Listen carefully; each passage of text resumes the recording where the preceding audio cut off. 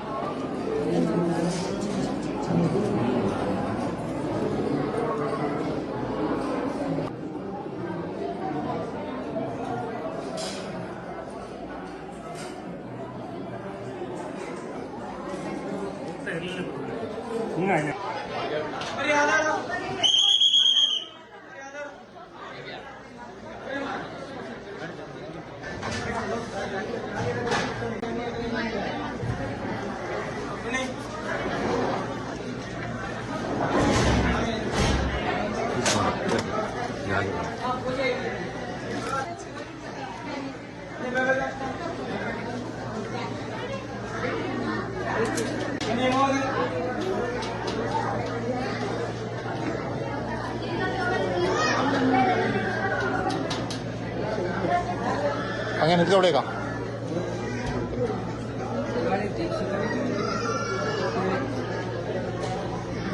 എമ്മണ photo പിന്നെ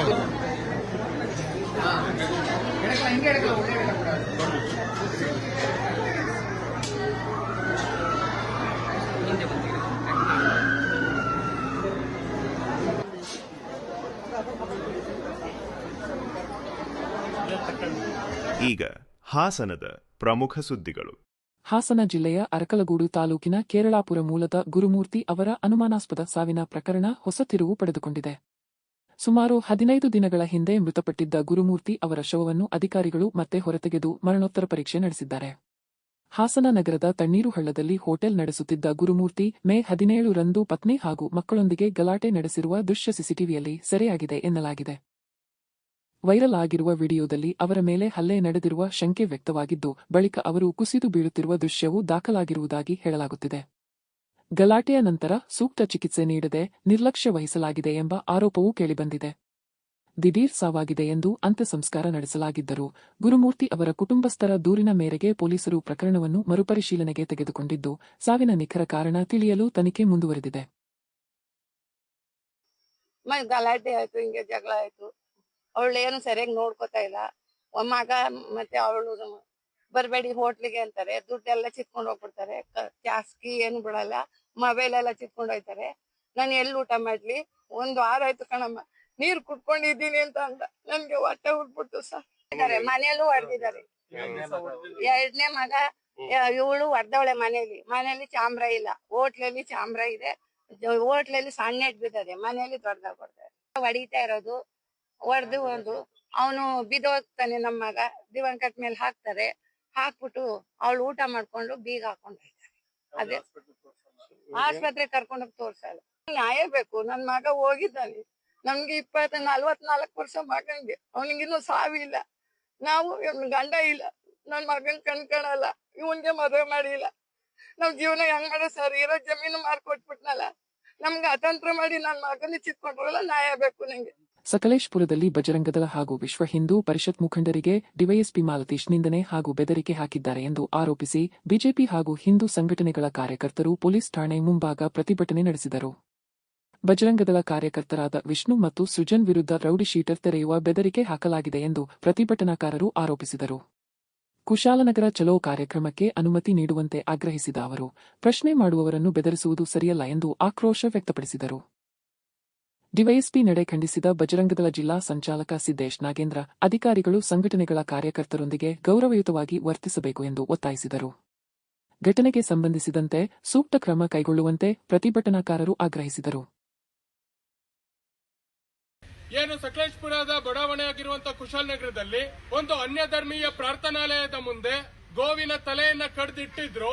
ಅದು ಸಮಾಜದಲ್ಲಿ ಶಾಂತಿಯನ್ನ ಕದಿಡ್ಲಿಕ್ಕೆ ಮಾಡಿರುವಂತ ಒಂದು ಪೂರ್ವ ನಿಯೋಜಿತ ಕೃತ್ಯ.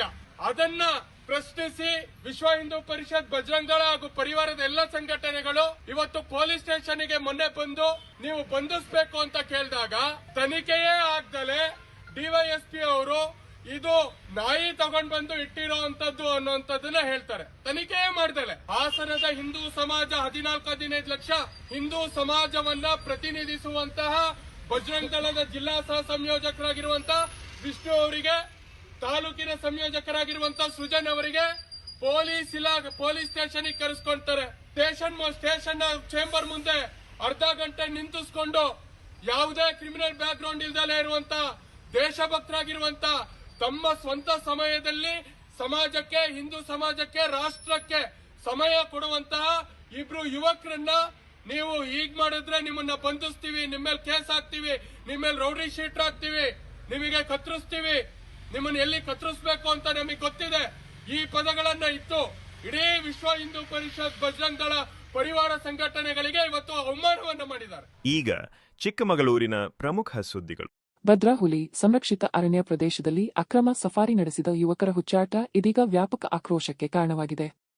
ಲಕ್ಕವಳ್ಳಿ ಸಮೀಪದ ಅರಣ್ಯ ಪ್ರದೇಶದಲ್ಲಿ ಓಪನ್ ಜೀಪ್ನಲ್ಲಿ ಪ್ರವೇಶಿಸಿದ್ದ ಕೆಲ ಯುವಕರು ಕಾಡಾನೆಗಳನ್ನು ಹಿಂಬಾಲಿಸಿ ಕಿರಿಕಿರಿ ಉಂಟುಮಾಡಿರುವ ಆರೋಪ ಕೇಳಿಬಂದಿದೆ.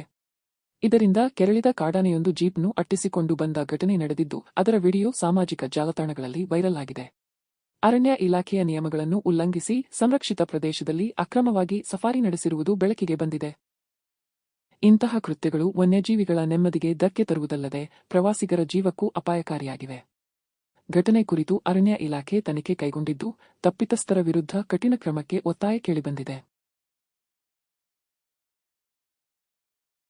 ಚಿಕ್ಕಮಗಳೂರಿನಲ್ಲಿ ಜಿಲ್ಲಾ ರೈತ ಸಂಘದ ಅಧ್ಯಕ್ಷರ ವಿರುದ್ಧ ತಾಲೂಕು ಘಟಕದ ಪದಾಧಿಕಾರಿಗಳು ತೀವ್ರ ಅಸಮಾಧಾನ ವ್ಯಕ್ತಪಡಿಸಿದ್ದು, ಸಂಘಟನೆಯ ಸಿದ್ಧಾಂತಗಳಿಗೆ ಧಕ್ಕೆ ಉಂಟಾಗುತ್ತಿದೆ ಎಂದು ಆರೋಪಿಸಿದ್ದಾರೆ. ಜಿಲ್ಲಾಧ್ಯಕ್ಷರ ನಡೆ, ಕಾರ್ಯವೈಖರಿ ಹಾಗೂ ಸಂಘಟನೆಯಲ್ಲಿ ಉಂಟಾಗಿರುವ ಲೋಪದೋಷಗಳ ವಿರುದ್ಧ ಹಿರಿಯ ರೈತ ಮುಖಂಡರು ಆಕ್ರೋಶ ಹೊರಹಾಕಿದ್ದಾರೆ. ಸ್ವಾರ್ಥಕ್ಕಾಗಿ ಸಂಘಟನೆಯನ್ನು ಬಳಸಿಕೊಳ್ಳಲಾಗುತ್ತಿದೆ ಎಂದು ಆರೋಪಿಸಿದ ಅವರು, ಜಿಲ್ಲಾಧ್ಯಕ್ಷರನ್ನು ಸಾರಾಸಗಟಾಗಿ ತಿರಸ್ಕರಿಸಿ ಬಹಿಷ್ಕಾರ ಘೋಷಿಸಿದ್ದಾರೆ. ನಾವೇ ಆಯ್ಕೆ ಮಾಡಿದ ಅಧ್ಯಕ್ಷ ಈಗ ನಮ್ಮನ್ನೇ ಕಡೆಗಣಿಸುತ್ತಿದ್ದಾರೆ ಎಂದು ಪದಾಧಿಕಾರಿಗಳು ಅಸಮಾಧಾನ ವ್ಯಕ್ತಪಡಿಸಿದ್ದಾರೆ. ತಾಲೂಕು ರೈತ ಸಂಘದ ಶಕ್ತಿ ಕಂಡು ಜಿಲ್ಲಾಧ್ಯಕ್ಷರು ದ್ವೇಷ ಮತ್ತು ಭಯದ ವಾತಾವರಣ ಸೃಷ್ಟಿಸುತ್ತಿದ್ದಾರೆ ಎಂಬ ಆರೋಪವೂ ಕೇಳಿಬಂದಿದೆ. ತಪ್ಪು ಮಾಡಿದವರ ವಿರುದ್ಧ ಕಠಿಣ ಕ್ರಮ ಕೈಗೊಳ್ಳುವಂತೆ ರಾಜ್ಯ ಅಧ್ಯಕ್ಷರಿಗೆ ಮನವಿ ಸಲ್ಲಿಸಿರುವ ಮುಖಂಡರು ಶೀಘ್ರದಲ್ಲೇ ಹೊಸ ನಾಯಕತ್ವದ ಆಯ್ಕೆ ಕುರಿತು ನಿರ್ಧಾರ ಕೈಗೊಳ್ಳುವ ಸಾಧ್ಯತೆ ಇದೆ ಎಂದು ತಿಳಿಸಿದ್ದಾರೆ. ಈಗ ರೈತ ಸಂಘವನ್ನ ಕರ್ನಾಟಕ ರಾಜ್ಯ ರೈತ ಸಂಘ ಹುಟ್ಟಕ್ಕಿದ್ದರೆ ಮುಂಚೆ ನಾವು ರೈತ ಸಂಘ ಕಟ್ಟಿದ್ದು. ಆವಾಗ ರೈತ ಸಂಘ ಕರ್ನಾಟಕ ರಾಜ್ಯ ರೈತ ಸಂಘದಲ್ಲಿ ಕೆಲಸ ಮಾಡ್ಕೋಬಹುದು. ಇವತ್ತು ರಾಜ್ಯದಲ್ಲಿ ಇಡೀ ಇವತ್ತು ಪ್ರತಿ ಸಮಸ್ಯೆ ಬಗ್ಗೆ, ರೈತರ ಬಗ್ಗೆ ಹೋರಾಟ ಅಥವಾ ಬಡ್ಡಿ ಮನ್ನಾ, ಸಾಲ ಮನ್ನಾ, ಕರೆಂಟ್ ಚಾರ್ಜ್ ಬಿಲ್ ಫ್ರೀ, ಇದೆಲ್ಲ ಒಂದು ದೊಡ್ಡ ಹೋರಾಟದ ಒಂದು ಶಕ್ತಿ. ಇದೆಲ್ಲ ನಾವು ಮಾಡ್ಕೊಂಡು ಬಂದು ಇವತ್ತು ಈ ಒಂದು ಸ್ಥಿತಿಗೆ ತಂದಾಗ ಈಗಿನ ಒಂದು ಪೀಳಿಗೆ ಇವರು ಮನಸ್ಸು ಬಂದಂತೆ ಹಣ ಬಲಿ ಈ ವ್ಯವಹಾರಗಳನ್ನು ಮಾಡ್ತಾ ಇರತಕ್ಕಂಥದ್ದು ನೋಡಿದ್ರೆ ನಮಗೆ ಕಣ್ಣೀರು ಬರ್ತದೆ, ದುಃಖ ಬರ್ತದೆ. ನನಗೆ ರಾತ್ರಿ ಟೈಮ್ ಒಂದು ಇದ್ರೆ ಬರಲ್ಲ. ನಮ್ಮ ಪ್ರಾಮಾಣಿಕತೆ ಎಷ್ಟಿದೆ ಅನ್ನತಕ್ಕಂಥನ್ನ ಈ ಪತ್ರಿಕೆಗಳಿಗೆ ಬಂತು. ಇಡೀ ಡೆಲ್ಲಿಯಲ್ಲಿ 2 ವರ್ಷ ಡೆಲ್ಲಿಯಲ್ಲಿ ನಾವು ಕಾರೆಕ್ಟ್ ಆಗಿದ್ದೀವಿ. ಪ್ರತಿ ತಾಲೂಕು, ಪ್ರತಿ ಯಾವ ಜಿಲ್ಲೆ ಕಾರ್ಯಕ್ರಮ ಇದ್ರೂ ಸಮೇತ ರಾತ್ರಿ ರೈಲು ಎತ್ತಿ ಕಾರ್ಯಕ್ರಮಕ್ಕೆ ಹೋಗಿದ್ದೀವಿ, ಕೆಲಸ ಮಾಡಿದ್ದೀವಿ. ಅಂತ ಹುಡುಗು ಈಗಿನಕ್ಕೆ ಸಾಧ್ಯವೇ ಇಲ್ಲ. ಅಂತ ಒಂದು ರೈತ ಸಂಘ ಆ ರೀತಿ ಬೆಳೆದಿತ್ತು. ಅಂತ ಒಂದು ಇದಕ್ಕೆ ಯಾಕಂದ್ರೆ ಇವತ್ತು ನಾವು ಹೇಳೋದಲ್ಲ, ಏಕಾಏಕಿ ಇವತ್ತು ನಮಗೆ ರಾಜೀನಾಮೆ ಕೊಟ್ಟು ಹೋಗಿರತಕ್ಕಂಥ ಒಬ್ಬ ಸುನಿಲ್, ಒಬ್ಬ ತಾಲೂಕು ಅಧ್ಯಕ್ಷರು, ಒಬ್ಬ ಒಳ್ಳೆ ವಿಚಾರವಂತ, ತಿಳುವಳಿಕೆ ಇದೆ, ವಿಚಾರವಂತ ಅಷ್ಟವರಿಗೆ ಮುಂದೆ ಬಂದ್ರೆ ಕಾರ್ಯಕರ್ತರು ಸಮೇತ ಅವರು ಹಿಂದೆ ಬರ್ತಾ ಇದ್ದಾರೆ. ಅಂತ ಒಂದು ಸಂದರ್ಭದಲ್ಲಿ ಅವರಿಗೆ ಇಲ್ಲಸಲ್ಲದ ಒಂದು ಅಭಾವನೆಗಳನ್ನು ಹೊರಿಸಿ ಇಡೀ ಅವರಿಗೆ ಬೇಸತ್ತು ಅವರು ರಾಜೀನಾಮೆ ಕೊಟ್ಟು ಹೊರಗಡೆ ಹೋಗಿದ್ದಾರೆ. ಇದು ಖಂಡಿತವಾಗೂ ಅವ್ರ ಮೇಲೆ ಅಭಾವನೆಗಳನ್ನು ಭಾರಿ ಸುಳ್ಳು. ಈ ಒಂದು ಅಭಾವನೆಯನ್ನು ಎಂದಿದ್ದಾರೆ ಈ ಜಿಲ್ಲಾ ರೈತ ಸಂಘದವರು ಸುಮ್ಮನೆ ನಮ್ಮದು ಎಲ್ಲ ತಾಲೂಕುಗಳಲ್ಲಿ ಅವರೇ ಕೆಲಸ ಮಾಡ್ತಾ ಇದ್ದಾರೆ. ನಮ್ಮ ತಾಲೂಕು ಕೆಲಸಗಳು ಏನೇ ಬಂದರೂ ಅವರೇ ಆ ಕೆಲಸಗಳನ್ನ ಮಾಡಕ್ಕೆ ಹೋಗ್ತಾರೆ, ನಮಗೆ ಬಿಡ್ತಾ ಇಲ್ಲ. ಹಾಗಾಗಿ ನಾವು ಆ ಜಿಲ್ಲಾಧ್ಯಕ್ಷರನ್ನ 6 ತಿಂಗಳಿಗೋಸ್ಕರ ಆಯ್ಕೆ ಮಾಡಿದ್ದು. ಅದು 10 ಕರೆದು ಅವರು ಬೇಡಿ ಅಧ್ಯಕ್ಷರಾಗಿದ್ದರು. ನಾವೇ ಅವ್ರನ್ನ ಅಧ್ಯಕ್ಷರು ಮಾಡಿದ್ವು. ಒಂದು 6 ತಿಂಗಳಾಗಿ ಅಲ್ಲಿ 2 ವರ್ಷ ಆಗ್ತಾ ಬಂದರೂ ಅವರು ಅಧಿಕಾರ ಬಿಡೋಂಗಿಲ್ಲ. ಅವ್ರ ಅಧಿಕಾರ ಕೂತು ಬಂದ್ಬಿಡುತ್ತೋ, ಇಲ್ಲಿ ತಾಲೂಕಿನಲ್ಲಿ ಇರೋ ಕಾರ್ಯಕರ್ತರುಗಳು ಪ್ರಬಲವಾಗಿದ್ದಾರೆ, ಇವರೆಲ್ಲಿ ನಮ್ಮ ಜಿಲ್ಲೆಗೆ ಬಂದ್ಬಿಡ್ತಾರೋ ಅನ್ನೋ ಭಯನೋ ಏನೋ ಅವ್ರು. ಹಾಗಾಗಿ ನಮ್ಮ ಮೇಲೆ ಭಾರಿ ಇದನ್ನ ದ್ವೇಷ ಮಾಡ್ತಾ ಇದ್ದಾರೆ. ಹಾಗಾಗಿ ನಾವು ಜಿಲ್ಲಾಧ್ಯಕ್ಷರನ್ನ ನಮ್ಮ ಸಾರಾ ಸಗಟಾಗಿ ಅವರನ್ನು ತಿರಸ್ಕರಿಸ್ತೀವಿ. ನಮಗೆ ಅವರು ಜಿಲ್ಲಾಧ್ಯಕ್ಷರಲ್ಲ. ಇನ್ನು ಕೆಲವೇ ದಿವಸದಲ್ಲಿ ಒಳ್ಳೆ ಪ್ರಬಲವಾದ ಒಬ್ಬ ನಾಯಕನ ಜಿಲ್ಲಾಧ್ಯಕ್ಷನ ಆಯ್ಕೆ ಮಾಡೇ ಮಾಡ್ತೀವಿ. ಇದು ಸದಸಿದ್ಧ, ಇದು ಖಂಡಿತ ನಾನು ಹೇಳ್ತಿರೋದು ಸತ್ಯವಾದ ಮಾತು. ಈಗ ರಾಜ್ಯ ಮತ್ತು ರಾಷ್ಟ್ರೀಯ ಸುದ್ದಿಗಳು. ಬೆಂಗಳೂರು ನಗರದಲ್ಲಿ ಅನಧಿಕೃತ ಬ್ಯಾನರ್, ಪೋಸ್ಟರ್ ಹಾಗೂ ಫ್ಲೆಕ್ಸ್ಗಳ ವಿರುದ್ಧ ಗ್ರೇಟರ್ ಬೆಂಗಳೂರು ಅಥಾರಿಟಿ ಜಿಬಿಎ ಅಧಿಕಾರಿಗಳು ಕಟ್ಟುನಿಟ್ಟಿನ ಕಾರ್ಯಾಚರಣೆ ನಡೆಸಿದ್ದಾರೆ. ಜಿಬಿಎ ನಿಯಮ ಉಲ್ಲಂಘಿಸಿ ಸಾರ್ವಜನಿಕ ಸ್ಥಳಗಳಲ್ಲಿ ಅಳವಡಿಸಲಾಗಿದ್ದ ಹಲವು ಫ್ಲೆಕ್ಸ್ಗಳನ್ನು ತೆರವುಗೊಳಿಸಲಾಗಿದ್ದು, ಡಿಕೆಸಿಎಂ ಎಂಬ ಬರಹವಿದ್ದ ಫ್ಲೆಕ್ಸ್ಗಳನ್ನು ಅಧಿಕಾರಿಗಳು ತೆರವುಗೊಳಿಸಿದ್ದಾರೆ. ಸಾರ್ವಜನಿಕ ಸ್ಥಳಗಳ ಸ್ವಚ್ಛತೆ ಕಾಪಾಡುವುದು ಹಾಗೂ ಪಾದಚಾರಿ ಮಾರ್ಗ ಮತ್ತು ರಸ್ತೆಗಳಲ್ಲಿ ಉಂಟಾಗುವ ಅಡಚಣೆ ನಿವಾರಿಸುವ ಉದ್ದೇಶದಿಂದ ಈ ಕ್ರಮ ಕೈಗೊಳ್ಳಲಾಗಿದೆ.